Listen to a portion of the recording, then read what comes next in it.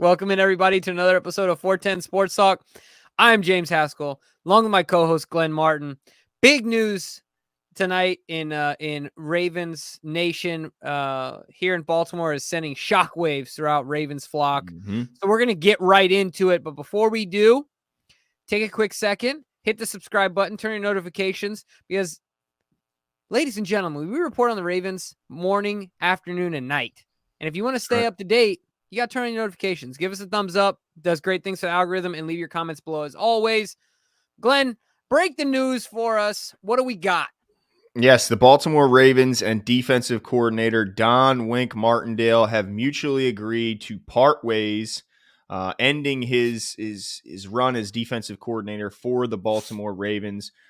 He took over this defense, I should say, in the start of the 2018 season and has been in the position ever since.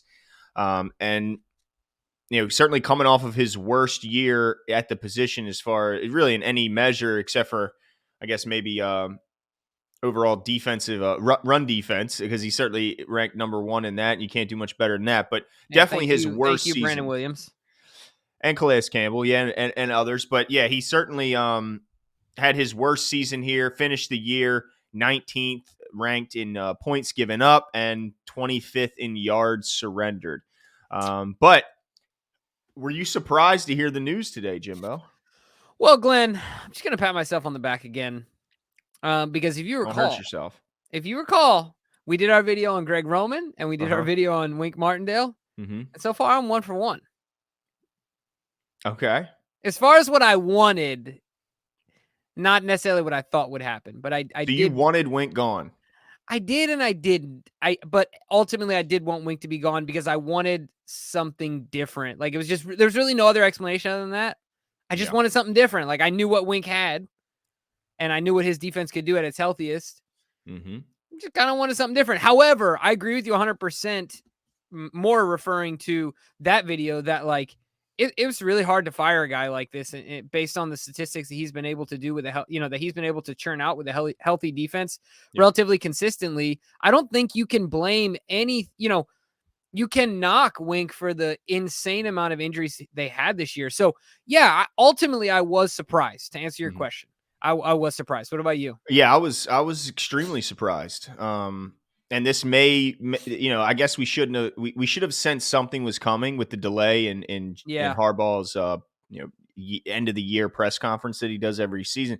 He normally would have done that already at this point, and the fact that there was a delay certainly suggested that there were something going on, some internal discussions.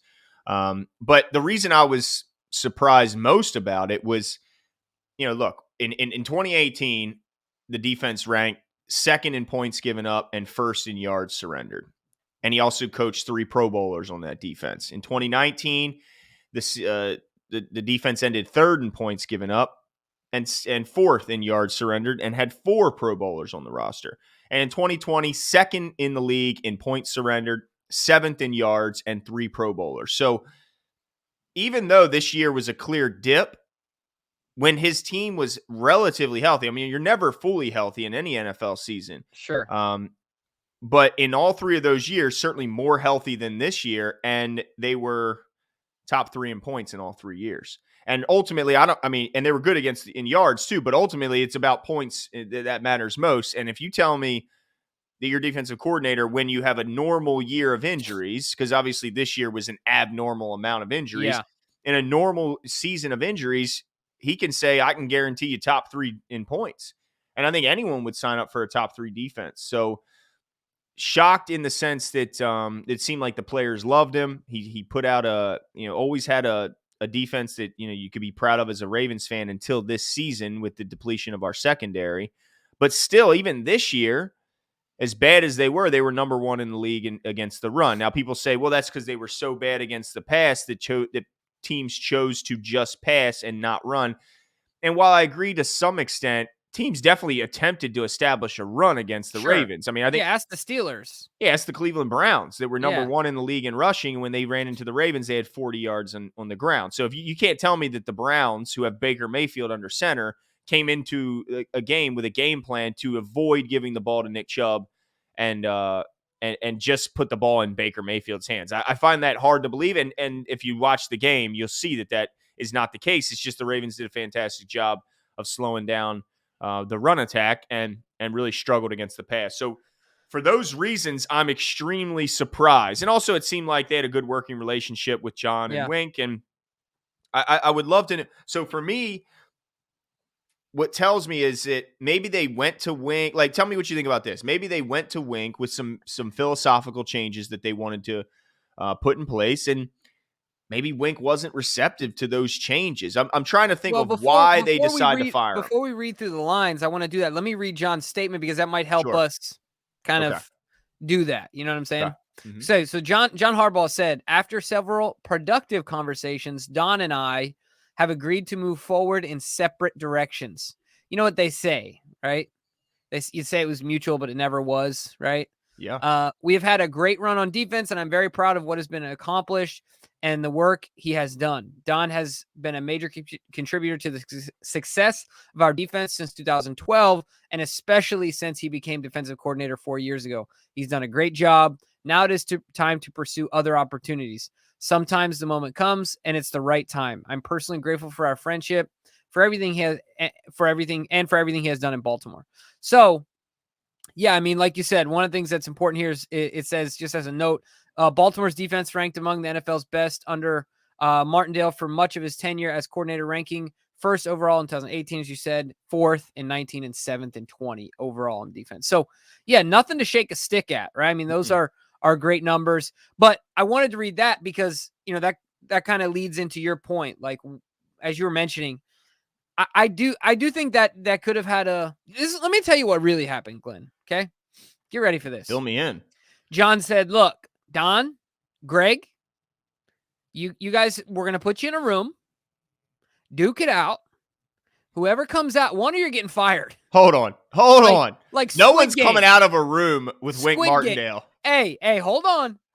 Roman's powerful. Power lifter, dude. I'm not He's messing a power with Greg lifter Roman either. But Wink is a beast of a man. Yeah, he's got the look, but in the weight room, I'm sure Roman runs circles around him. So I'm just saying that's what really had. They just put him in a room and said, just fought it out. Yeah, whoever gets out of here, look, you can keep it cordial and have a discussion, say, I'll take it or not. That's what really happened. No, but all jokes aside, I do think that maybe there could have been, like you said, a philosophical difference, right? Like, hey, we want to bend here. We want to change here. And he was like, you know what? Not for me. That's not a defense I could get behind. Yeah. And, he decided to part ways as well, because I did think that John had more of a fingerprint on this defense this year than maybe in other years. He's more of an active participant.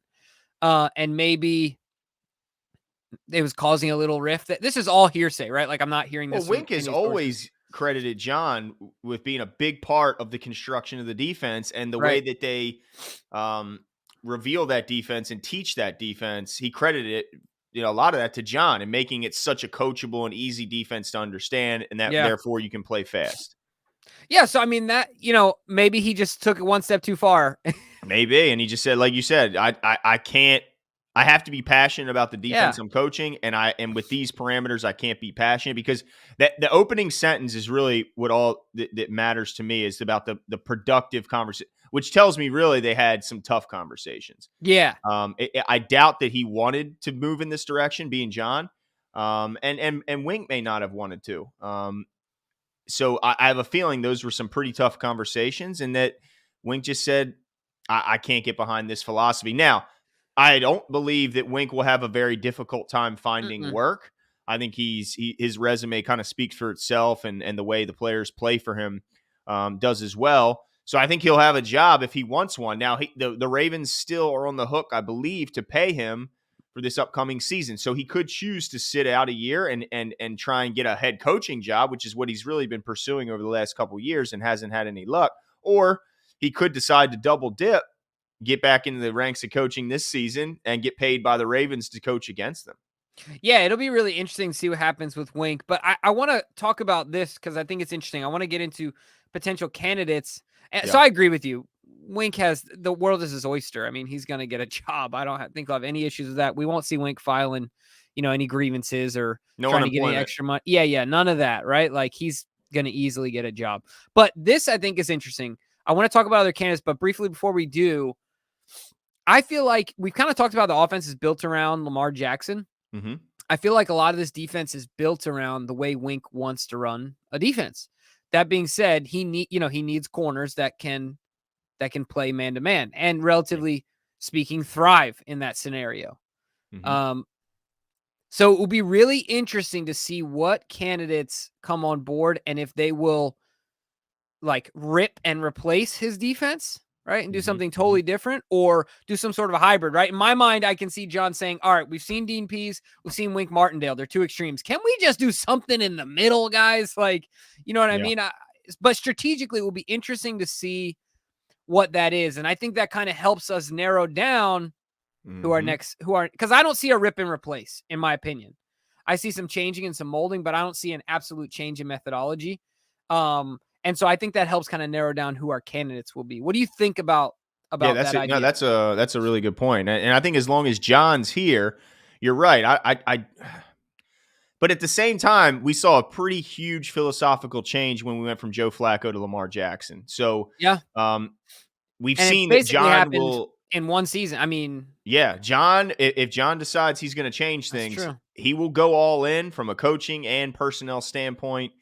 Um, but that is an excellent point because right now there's some pretty big moments on some guys' contracts on the defensive side of the ball. Like for instance, Marcus Peters. If you're going Hmm. to get away from this style of defense, does he still have enough value to that scheme to carry his, I think, $14 million cap hit that he's expected to get? 15.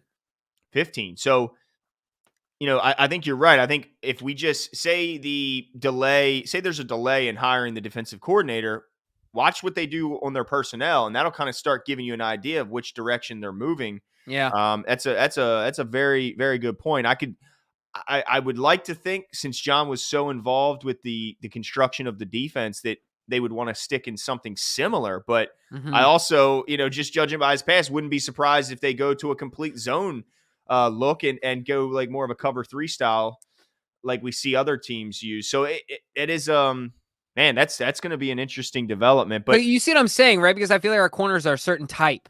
Not that no they can't doubt, do other things, but certainly. well, they excel at one thing, and that's man cover. So Yeah, if you like I if don't you want Marlon. Like I don't think you'd be utilizing Marlon all the money we paid him to put him in a zone. Like obviously he'd still no. prosper, but like you're not getting the full value out of him. Right, 100%. I mean, that's what makes him so great is that he is excellent at that type of job. Yeah, And so yeah, like you said, he wouldn't be a scrub if they put him in a zone, right. but No, he you would can maximize his value. You wouldn't maximize his value either. exactly. So, man, that is going to be interesting to see, and it could really change the whole look of the defensive side of the ball, or it could stay similar, and that Wink just wasn't down for the tweaks that they were going to make. Yeah. But Jimmy, I want to know a couple things from you. I want to know who are some possible external candidates, and then who are Okay. some possible internal candidates, and what the Ravens typically do in their history. Sure. I like that you said external candidates Yeah. because honestly, while they're external, the names that are already percolating are former Ravens employees that have lots of ties to John and or the Harbaughs. And so they already have, previous relations with the Baltimore Ravens. There's two Mhm. names in particular that are coming to light right now. One is the Ravens' former defensive line coach, Joe Cullen, who of course was the DC last year for the Jags. Mhm. And then, of course, the Ravens' former inside linebackers coach, Mike McDonald, who was the DC, was pulled up by Jim Harbaugh to be the DC of Michigan. So, look, there's a lot of rumors that Jim will go to the Raiders. Mhm. And then if he goes, why would McDonald hang around? Might as well come back to town where you're somewhere that you're familiar Well, with. yeah, I doubt the new incoming coach would even. Of course, I will say this: in his first year as the defensive coordinator of Michigan, they were, let's see, eighth in the country Yeah. in defense. But I tell you what, we bring him in too. And I'm forgetting his name right now, but they have a pass rusher there that Oh yeah, I saw some highlights on that kid and him with Adafe.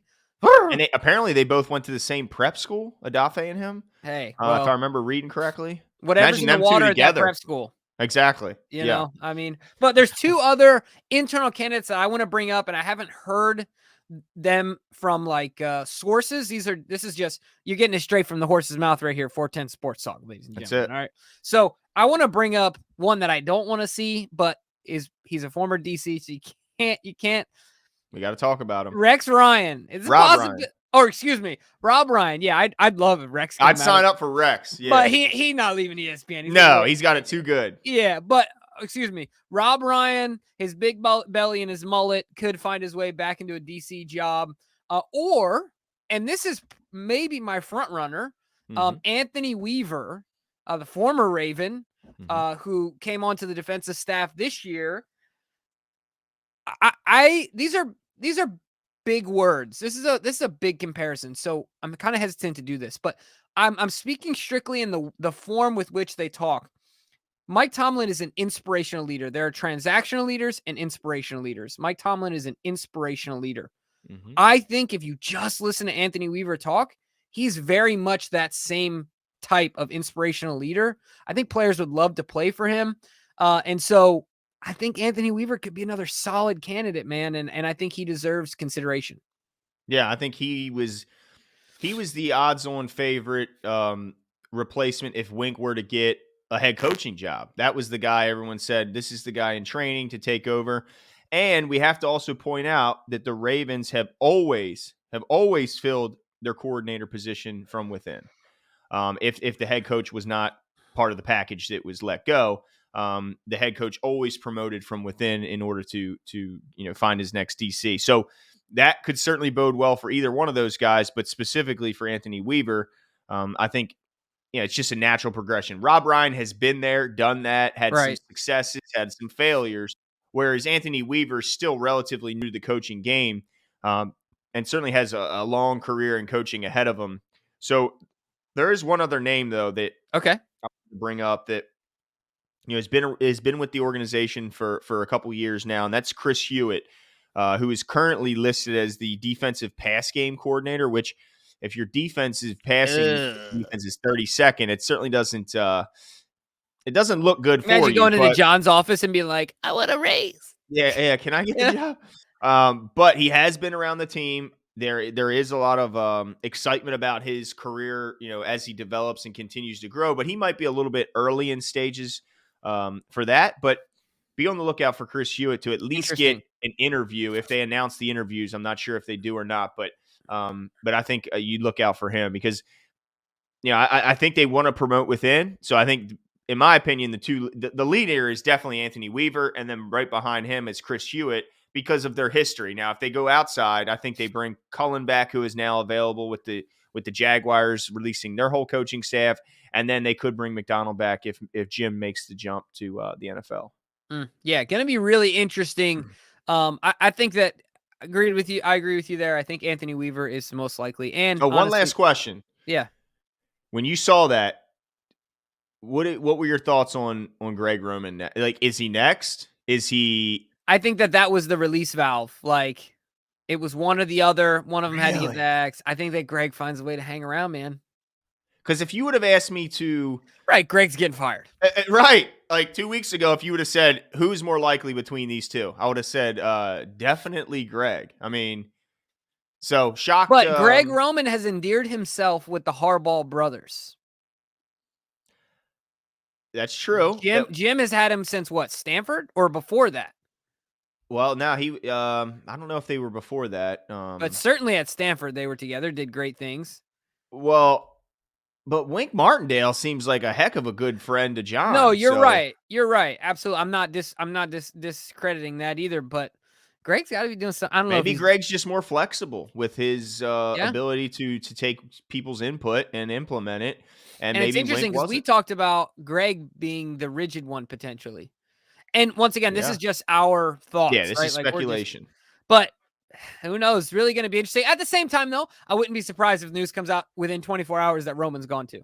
Yeah, let me check my watch. Okay. No, it hasn't happened yet. Hasn't happened yet. Right. But let us know what you guys think. Who do you see? Yeah. So first of all, were you surprised? Who do you see as a potential candidate? What do you think about the names?